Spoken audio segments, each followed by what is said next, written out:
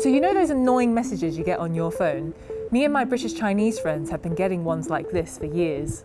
你好，英国移民局，你的签证异常，请与我们联系。 Some of these messages, like this one just now, tell me that I have to call them back because there's a problem with my visa or that there's a problem with a parcel that I've just sent. But me and my friends, we know that this is fake and this is a pretty basic scam, so we just ignore them. But now things have escalated. Some criminals have taken these scams to a terrifying new level where they trick victims into a living nightmare. A huge criminal industry is targeting Chinese people around the world, exploiting their respect and fear for authority. The scam starts with one of those calls, and very quickly the victim finds themselves talking to somebody who says they are a Chinese police officer. The victims are told by someone who they believe is a Chinese police officer that they have committed some type of crime in China and that they will be deported back to China if they don't abide by the instructions they're given.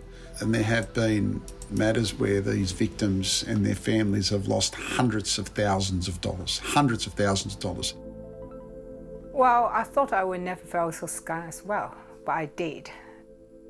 Helen was born in China and has lived in London for 30 years. Last summer, she got a phone call saying Chinese customs had stopped an illegal parcel sent in her name. Helen hadn't sent anything, so she's already suspicious when she's transferred to a policeman who introduces himself as Officer Fang. So after talking, say, how do I know you're real police? So they switch on WhatsApp. We can connect. So he connected me that moment. On a video call, Helen sees a uniformed man who flashes a police ID. He then uses his phone to give her a tour of his location.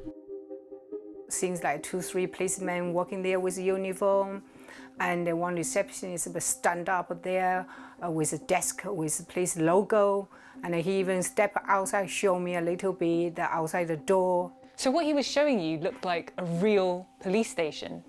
Yes, it looks very real to me. That moment, all my suspicion, all my doubt are gone. So I said, I'm sorry, I just have to be careful nowadays. There's lots of criminal outside there. Whilst they're talking, Officer Fang gets a message over the station tannoy. He has to take a call about Helen. When he comes back, he's not interested in the illegal parcel anymore. He says he's been told that Helen's on their most wanted list. She's suspected of running a massive financial fraud in China. I panicked. I said, that's not true. He said, everyone said not true. No one said they're guilty. So what you say doesn't matter. It's what evidence counts. Officer Fang says if she's innocent, she must help them catch the real crooks. Helen's made to sign a confidentiality agreement, and she's ordered to download an app so they can listen in on what she's doing. You're not breathe a word to your friends, family, to your boss, nothing. If you tell anyone, you're already being interviewed by Chinese police. Your life is in danger. These are the fake official documents that the scammers sent to you? Yes. This one said, I am involved with international money laundering and prime suspect. Helen is told her accomplices have made statements naming her as their boss. Things get even worse when the scammers say they have a taped confession. The fake Chinese police, so they sent this video to you? Yes. What did they say? How did you launch the money? Who gave you order? So this guy is pointed me, it's me, Miss Yang. Oh, he just said your name? Yes, he said my name. So he said, Miss Yang ordered me to do this criminal case. How does that make you feel? Like he just said your name. But that moment I was trembling because he looks real to me. So I asked the pretend police, I said, can I go to bathroom? I'm a little sick. So they allowed me a few minutes. So I went to bathroom crying. After I heard my name like that, I was vomiting. So really after this video, it's convinced me it's a real case. I'm in deeper trouble. We've taken a closer look at the video. The suspect's COVID mask makes it impossible to tell if his lips match what you're hearing. So it would be easy to add a fake soundtrack naming Helen or any other victim. This one is the extradition. But for Helen, it seems all too real. And she believes Officer Fang when he tells her she's going to be extradited to China, even though she's a British citizen. So you got 24 hours, you pack your bag, everything, police will come in to take you to airport. So I said, no, you must be able to do something. Please help me. I begged him. So he said, but order is order, nothing I can do. This is the moment the scammers have been working up to. Helen is told she can halt her extradition if she pays bail money. So she sends them her life savings of £29,000. I feel terrible because I promised my daughter to give her that money for her first flat. So I felt very, very bad.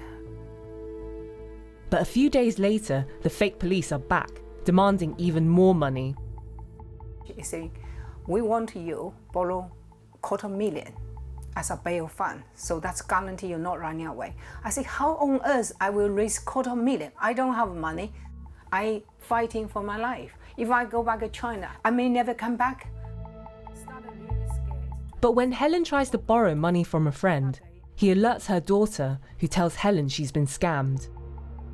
I feel a bit stupid right now, but to think about it, there's no chance I can know that's not real. It's so convincing. Helen's story is extraordinary, but it's not unique. There have been so many of these scams around the world that Chinese embassies, like this one here in London, have been issuing warnings to the public.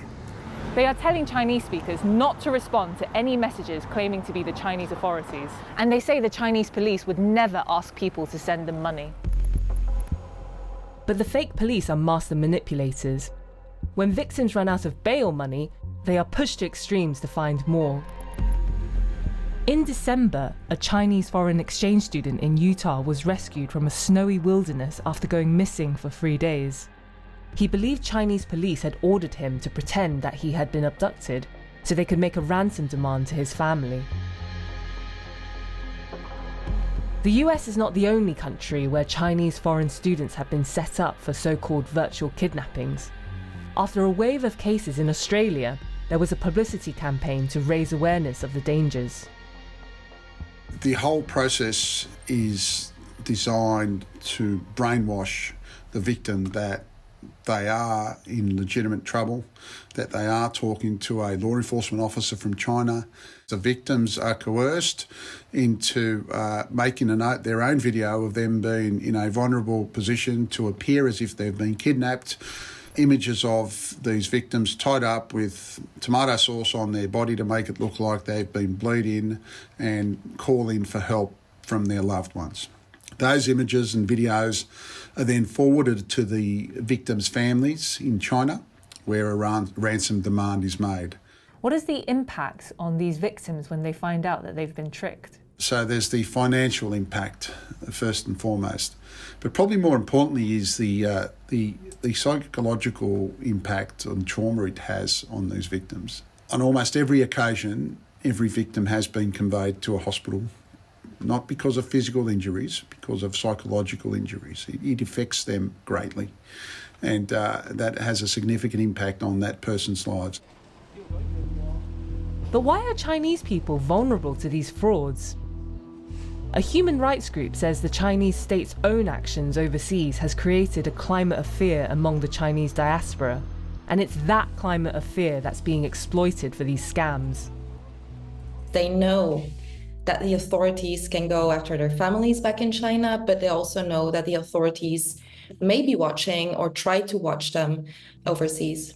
The efforts by the Chinese Communist Party to go after people abroad, to seek and control overseas communities, to seek and silence dissent in overseas communities is a very real thing. And the fact that scammers can use that, I think, again, is on the People's Republic of China and their authorities.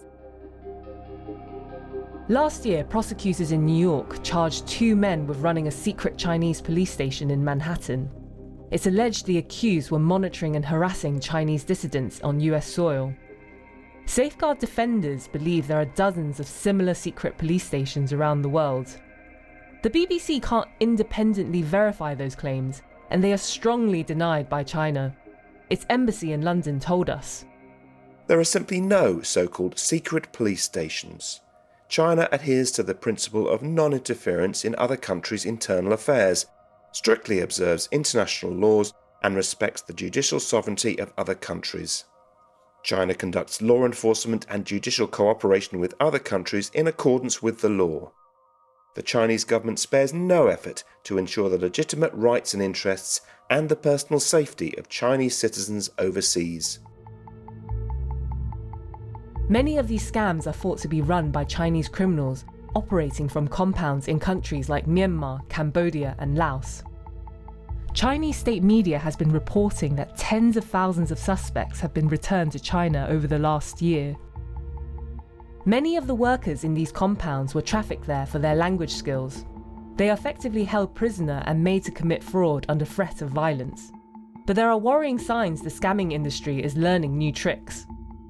We're seeing this evolution really accelerate over the past few months with new technology being adopted, especially artificial intelligence applications, which really take some of these scams to the next level. We found deepfake technology for sale in a Telegram group, promoted here as a way of appearing like a Chinese police officer. We're basically seeing scams being done with using deepfake videos, people being called by family members or police officers, and basically not able to determine whether that's the real person or not. Back in London, Helen's putting her life back together. Her bank refunded the money she lost, but Helen is still haunted by her ordeal. It's a nightmare. I still have nightmare about that. Why is it so important for you to share your story? Well, I hope by sharing my story, will less people fall scam like this, like what I did.